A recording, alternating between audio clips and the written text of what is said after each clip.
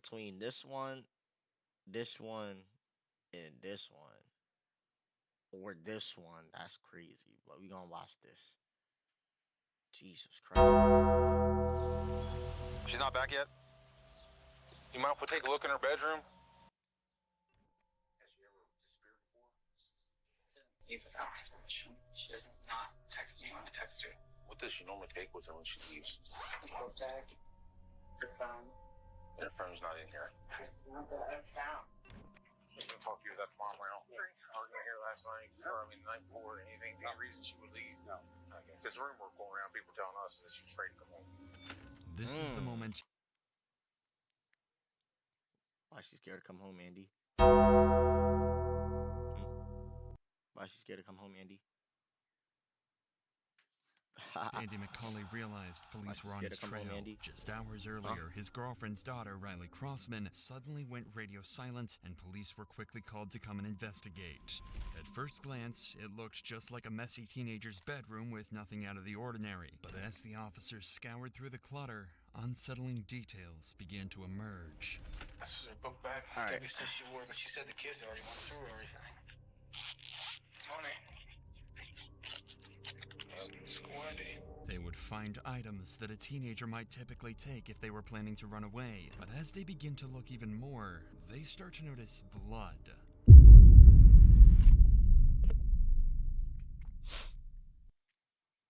Let me find out Andy did this, nigga.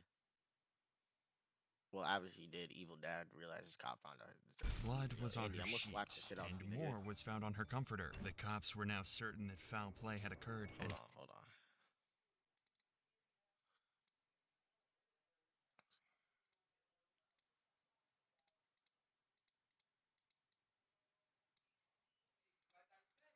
Something terrible happened to Riley. Andy, I'm gonna slap the shit out As of you, they nigga. try to piece together the puzzle, police find themselves entangled in one man's web of deceptions and twisted lies, all crafted to conceal his one single disturbing secret.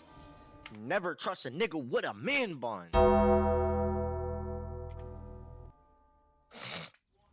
Come on, man. On May 8, 2019, dispatchers received a call from a concerned woman reporting the disappearance of her 15-year-old daughter, Riley Crossman.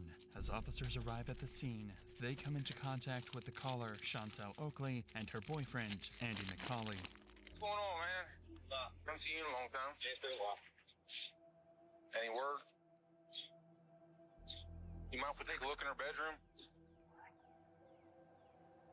Has she ever disappeared before? She didn't leave without permission. She doesn't not text me when I text her. This is the only mirror we have like this, so I came in yesterday morning, and I don't remember that being there. And especially her glasses, because this is not exactly the way it was. I've been in here digging and looking to see if there was a note or anything like that. According to Riley's mother, this was unlike her, and she wasn't one to run off without telling anyone. A quick search of her room revealed that her belongings were untouched, except her bed, which was covered in bloodstains. This was highly suspicious, so officers quickly took a sample and sent it off for DNA testing. But for now, officers need to gather as much information as possible from people who last saw Riley, so they decide to question Andy about his whereabouts that day. You can talk to your that mom around. Arguing here last night, or the night before, anything, any reason she would leave? No. Okay. Because the rumor going around, people telling us that she was afraid to come home. I don't know if that's, you know how people go sometimes. But That was nothing like that. okay. So she wouldn't have to be her. I mean, they're right. They ain't like that. They never like that. This is nothing. Nothing. Yeah. Her mom wasn't even home. Right. She was at work. No, you. They said that she got an argument with you and No. didn't want to come home. No. So, I don't know. She was. You can ask your grandma. She was here doing dishes and everything. Her grandma was here till 7:30. Okay. Debbie. Right. Yeah. When's the last time you saw her? Like 9, maybe 10ish. At night? Yeah. And what context was that? Oh, she was here in the house. She went to bed probably. Well, I don't know what time she went to bed, but she was. All the kids were in the room by like 9:30. 9:30. Did you see her leave in the morning? No, I left 4. I got up 4 o'clock in the morning. Left 5. Okay. Go to work. According to family and friends, Andy was never an early riser. In fact, when police interviewed one of his colleagues, Nigga, I caught chatting already. Andy, you're a fucking dick, nigga. Yo, Andy, if I see you, nigga, I'll slap the fucking taste out you. You're probably actually not gonna ever see me because you're probably in jail for the rest of your life, nigga. Johnny, he stated that he had to go to his house and repeatedly call him to wake him up. But on this particular day, things were different. I'll call him and see if he's up. So that morning, do you remember if you called him or he called you? Wednesday morning. I want to say he called.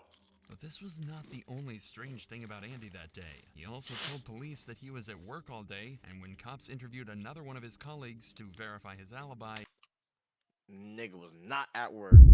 they found out that Andy had left work and was gone for nearly 5 hours. And he gets back in roughly, by 2:45. So he was going a while. 4, almost 5 hours. Because of this, detectives now know that Andy hasn't been completely honest with them so far, at least about staying at work the full day. Shut up. I'm not mad. You guys. And do you know? 9. Everything. Andy quickly took a stamp from her back. Oh, fuck, chat. So that morning. I just fucking stole. I was getting some goldfish, and my fucking hand pressed the button. Honest with them so far, at least about staying at work the full day. This is very clearly a red flag and means that he's trying to hide something from them. But Andy might not be the only one hiding something, as officers would find out when they decide to look into Riley's boyfriend, Hayden. For the last 8 months, the two reportedly FaceTimed every night. So officers believed that if anyone was in contact with Riley the night before, it would be Hayden. And he was soon called in for an interview 2 days after Riley went missing. Can you just tell us when you were last FaceTiming? I was actually talking to her about the DC trip that was going on. And do you know exactly what time? 10:30-ish. On the night of Riley's disappearance, it just so happened that Hayden deleted all his messages with Riley because he did not want his mother seeing them. This is why detectives could tell that Hayden knows something, but because of his mother's defensiveness, he's unable to speak his mind. I told him before not to delete his messages, but he isn't having it, deleting everything. What do you know about her mom's lifestyle? Or what their relationship? I don't really know much about them. I feel like she just isn't a responsible person. Oh, wow. She'll just let her do whatever she wants. Whoa.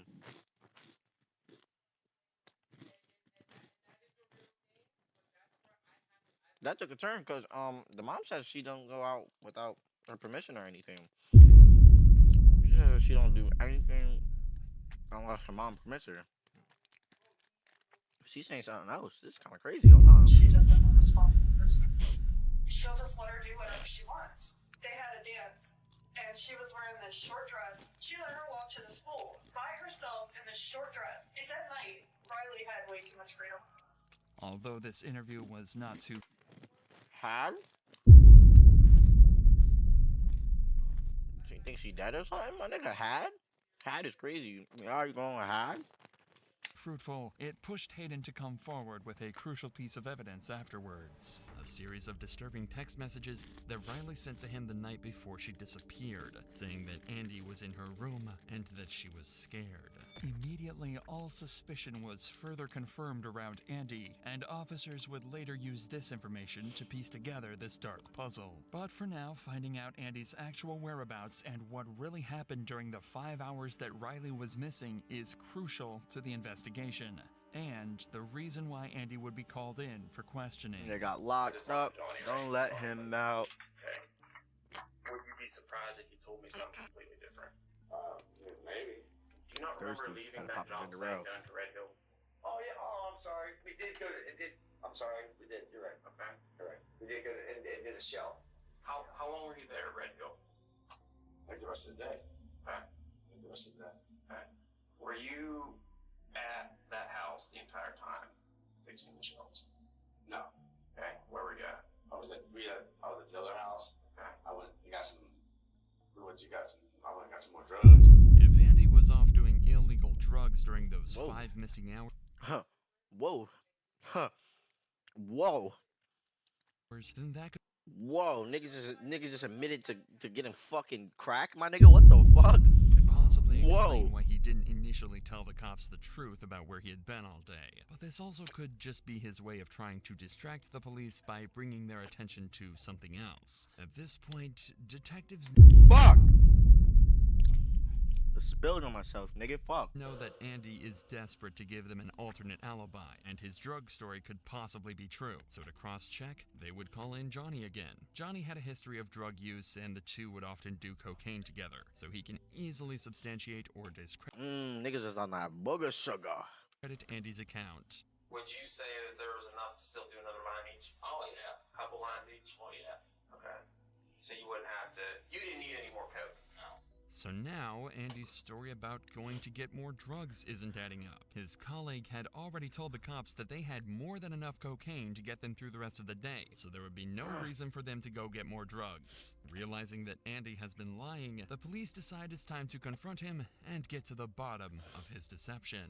What if I told you that I know you weren't that snow-go? And you didn't buy drugs off anybody that day? See what I'm getting at? We went from this story to this story, now we're gonna get a third story. This is one of these times you really need to think of what you're telling me. Okay? Because you're not being honest. Remember when I told you about being honest and I'm not gonna just throw shit at you? I know you weren't there. I know you didn't buy drugs off your cousin, and I know you didn't use them in that parking lot that day. Where did you go when you left? Went to my house to get the drugs. Okay. I already had them in my house. Okay. I already told you to tell. I'm I still want to tell you I had them in my house. So you go back home, you use your drugs, and then you go back to work, and then what? Considering the discrepancies in each version of the story he tells officers, there is more than enough reason for officers to not trust Andy, like they would express. I'm just telling you the whole part about you being honest. I'm being honest with you. I've been honest with you. I told you shit that I didn't even want to tell you. Okay. You're being somewhat honest. I mean, we're doing some polling to get some information about some drug activity, which is us. I don't even give two shits about, but yet we're having trouble pulling that out of you. Because I was worried about the names out there. Okay, and I told you I don't care about that. I didn't say that. You told us about the drug activity, what, 2 nights ago? Did I arrest you for it? Names or anything? Yeah. The main reason for detectives pressuring Andy like this is because a record of his movements is crucial for this investigation. Usually law enforcement can just track a suspect's movements using their phone, but in Andy's case, he had supposedly left it at home the day that Riley went missing. Knowing that the more leniency detectives show to Andy, the This nigga's capping. Nigga didn't leave his phone. Nigga was in that house doing the deed, nigga.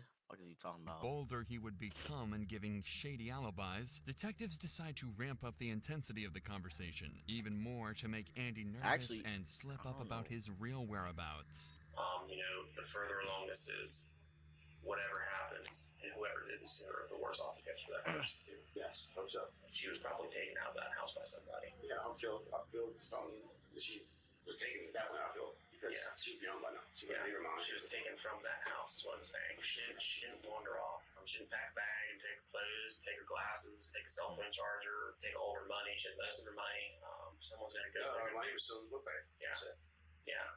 So like I said, if someone's going to run away or do something, they're going to make a little bit better effort, even for a 15-year-old. I agree. For a 15-year-old kid, they're going to at least have the necessities. Even after explicitly stating the absurdity of the situation, Andy seems as calm as ever and won't crack about where he really was. But even in this situation, detectives have one piece of evidence that would cause the pressure to mount on Andy: the texts that Hayden had showed them. Once confronted with these, Andy's behavior changes immediately. What if I told you her last text to her boyfriend were saying, don't talk, because she still has the FaceTime on? Andy's in here. I'm afraid. That's what it said. What if I told you that? Honestly, that's crazy. This nigga's fucking cooked. Nah, you're cooked, Andy. You're about to get locked up, little nigga. Wow. Hold on, I didn't even know those messages said that shit. Once confronted, Hayden would cause the pressure to mount Holy on Andy. shit. The texts He's in my room. Don't that Hayden say had showed anything them. about Once it. confronted with these, So you can hear his everything. behavior I'm changes scared, immediately. babe.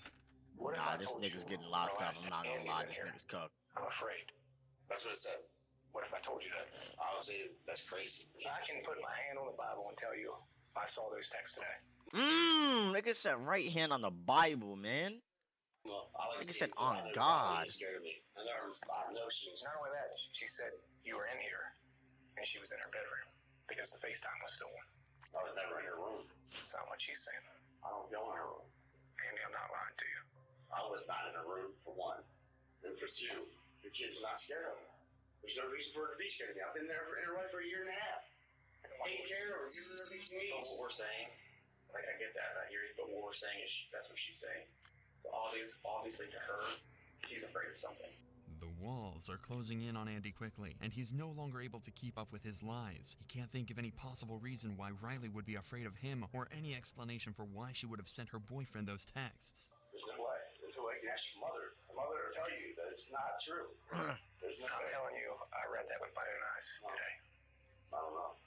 So you see where that puts us? Yeah, I understand, but the kid's not scared of me. I don't understand how you guys can say that. Despite the damning physical evidence, Andy continues to insist that there was no reason that Riley would have been afraid of him. Perhaps he thinks that if he denies this enough times, the cops will simply move on. That she's not. That's what her mother. That's what she is saying. That's why we're saying. Trying to We don't know what goes on getting behind used to closed that, doors John. when, you know, you and Chantel are there, or Chantel and Riley are there, or we don't know. Okay? But obviously, in her mind, she's afraid of you. Would you agree it doesn't make sense? It doesn't make sense at all. So does she have any reason to say that? No. Then why would she say that? Oh, no. At this point, the cops have given Andy an opportunity to come up with any sort of explanation at all, or even a lie. This would have been his chance to point towards something that may have happened in the past, even as simple as a disagreement between the two of them, as a possible reason Riley would have written these things. But Andy is not taking the bait. Is she vindictive towards you? Does she hate you? No. She don't hate me. She f***ing loves me. That's what I'm asking you. I don't know that. Does she argue with you? No, ever. We have Never cuss at you, curse you out, nothing. Never, nothing. In a year and a half, nothing. Okay, so it sounds like to me she does love you so heartedly. Yes. Okay, so why would she say that? I don't know. In a year and a half, we have not had one conflict. Okay. Me and the baby, This nigga's we have. capping There's his never ass been off, man. anything, like you said, a year and a half, or the last several weeks, several months, several days, nothing that's you're like, oh yeah, I forgot about that one time she wanted this and I told her no. Maybe she got mad and she's Nothing. With all else failing, Andy would attempt to try and convince the cops that he shares the same sentiments as them. But you see where that puts us, right? Yeah, I understand. I understand what you guys are. I'm not mad that you guys are doing your job. I mean, that's the last message he has from her. I'm not that you guys are doing your job. I think you're doing your job, but there's nothing I can think of. He wants to do her job. That's what we're doing. I'm asking you to do your job. I'm not mad. You guys don't know. Guys, I think you're a little pissed off, but nothing. There's nothing that I can think of. She'd be mad at me for, or she'd be upset with me, or scared of me, or anything with me. You didn't go in that room? No. She still had FaceTime on, too. Okay, well, I wasn't in that room. The cops lacked probable cause at this time to arrest Andy, but there is one piece of evidence that is about to change the course of this entire investigation. It was around this time that the lab results on that blood sample would finally return, and it would be an exact match to Andy's DNA. But that's not all. They also learned that the blood they tested was also mixed with saliva. This made the cops suspect that Riley's face may have been forced into the pillow in an attempt to keep her from screaming. This is an important development, but they still haven't located Riley, and they need to find. This nigga's a fucking sick bastard, bro. I hope this nigga get locked up for the rest of his life. No probation, no chance of probation. Nigga can't appeal his fucking case. I hope this nigga get fucked up in jail every single day, man. More information about where Andy was during those 5 missing hours. Luckily, though, all of that can be answered in the CCTV footage that captured all of Andy's movements. There were cameras attached to a nearby high school that captured Andy McCauley leaving his work site. That was the starting point of the investigation for the cops. They knew the direction of his travel, including the fact that he was on Route 9. An eyewitness who knew what Andy's vehicle looked like was able to confirm that she saw his truck backed up into the driveway of Riley's home in the middle of the day when he should have been at work. At this point, the cops believe that Andy killed Riley during the late night or early morning hours, likely to keep her from screaming while he assaulted her. They believe he then hid her body in the bedroom until everyone left, and then later returned to the house when it was empty to pick up her body and dispose of it. Using CCTV footage to guide them, and with the help of police canines trained to pick up Riley's scent, they search a nearby mountainous area. It is there that they tragically find Riley's decomposing body left in a secluded area. While this is the outcome that nobody wanted, it marks the turning point in the case. Near where Riley's body is found, there are several unique-looking screws discovered. These are the same screws that were located when the cops had searched Andy's vehicle the day previously. This is even further evidence that solidified the case against him, and 8 days after the discovery of Riley's body, Andy is arrested and charged with her murder. He pleaded not guilty. In the trial, Andy's defense argued that the prosecution failed to provide a clear motive or definitive cause of death, as the exact cause could not be determined due to the body's decomposition. Despite this, the jury found significant evidence linking Macaulay to the crime, such as the presence of drywall mud on Crossman's body, which matched the drywall found in Macaulay's truck, and inconsistencies in Macaulay's statements about his whereabouts on the day of Crossman's disappearance. The jury deliberated for about 4 hours over the course of 2 days, and decided that the monster who murdered Riley was none other than Andy Macaulay. We, the members of the petit jury, as to the issues joined, find the defendant, Andrew J. Macaulay Jr., as follows. Count 1. Tell me this nigga get Murder. life. Guilty of murder in the first degree. Bitch ass Finally, nigga. justice for Riley had been served. The only thing left was Tell me for this Andy nigga to got be life. sentenced. The judge presiding over the case Tell me this sealed nigga his got fate life. by giving him 2 Fuck life yeah. sentences. He will never see the light of day as a free man ever again, and most importantly, he will never Double be able life, to nigga. hurt No another parole, nigga. Fuck they talking about. No parole, double life, nigga. Hell yeah. Let's fucking go.